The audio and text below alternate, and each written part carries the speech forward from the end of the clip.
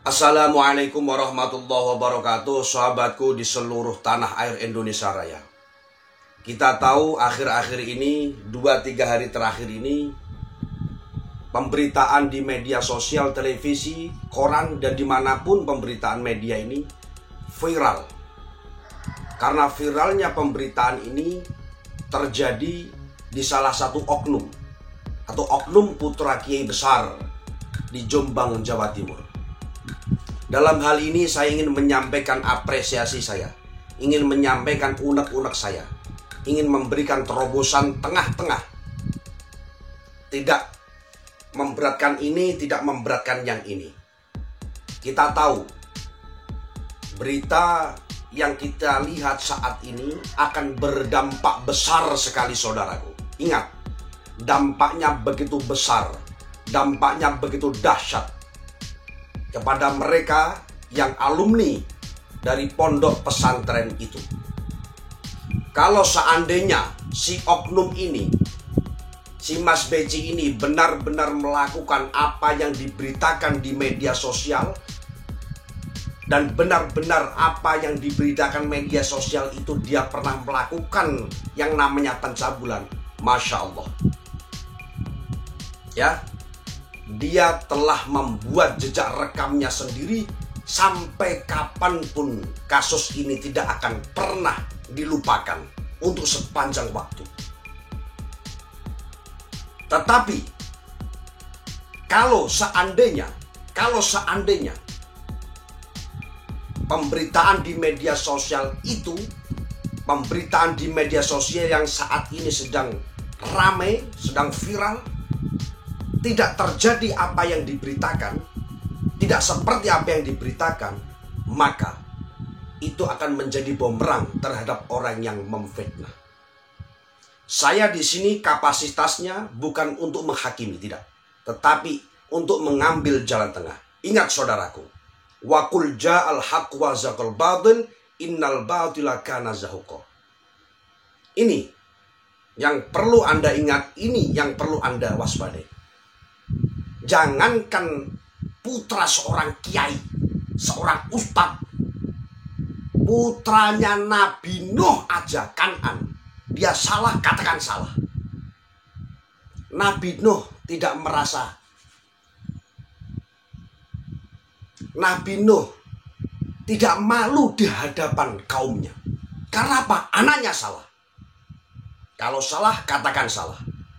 Kalau seandainya si oknum itu benar-benar melakukan suatu tindak kejahatan yang diberitakan seperti di media sosial, maka wajib ya dipenjara sudah pasti. Saudara-saudaraku yang berbahagia, kita tahu ya, kita jangan sampai fanatik buta. Kita jangan sampai dibutakan oleh kebencian.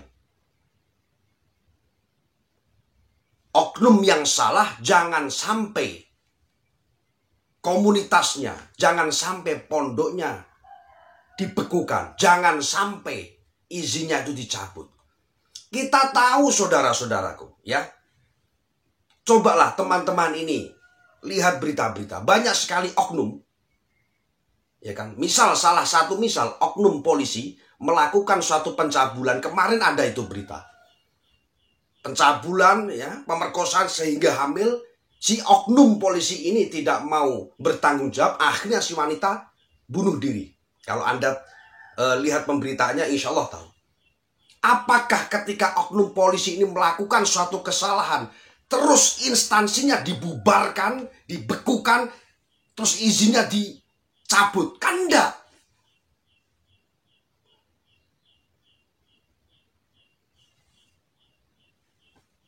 Ini seorang oknum, putra seorang kiai. Ya, kalau seandainya dia salah, penjara. Saya setuju, penjara, kasih dia jera. Hukum sosial kalau perlu. Tetapi jangan rentetannya pondoknya ini disalahkan. Nanti kalau seandainya pondoknya ini disalahkan, di framing ya kan, sehingga menyebabkan dampaknya ke belakangnya, oh ternyata begitu. Yang lebih repot lagi seandainya, mohon maaf seandainya, kalau ada salah satu santri Siddiqiyah yang pulang dari situ, di rumahnya menjadi seorang ulama, menjadi seorang kiai besar di kampungnya, terus kampungnya pada tahu itu alumni Siddiqiyah, terus apa bayangnya? Walah, guse kayak ngono iki dadi kiai gede. Akhirnya dampaknya kan luar biasa, saudara. Ya, maka kita harus melihat ini harus jeli. Kalau itu salah, ya kita hukum. Pasrah nang polisi. Kita setuju kan? Setuju. Makanya kita berterima kasih terhadap polisi yang sudah mengambil itu kalau seandainya salah. Benar salahnya itu bukan kapasitas saya. Tetapi saya lebih bangga lagi ketika seandainya para koruptor-koruptor rumahnya dikepung kayak ngepungnya di pondok pesantren Siddiqiyah. Saya malah lebih bangga.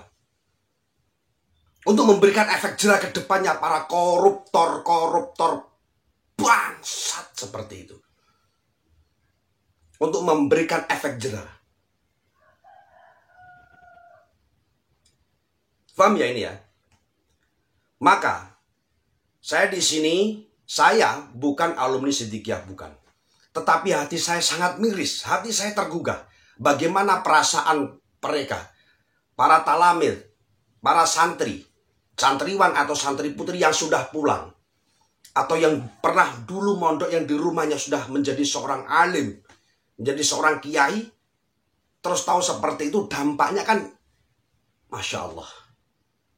Maka saran saya, jangan berlebihan, pasrahkan kepada Allah Subhanahu wa Ta'ala.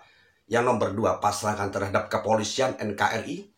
Yang nomor 3, nanti kebenaran akan nampak.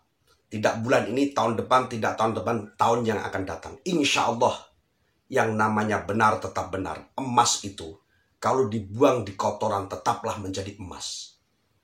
Tetapi saudaraku, yang namanya batang, bangkai, dibungkus serapi apapun itu bangkai, pasti akan tercium.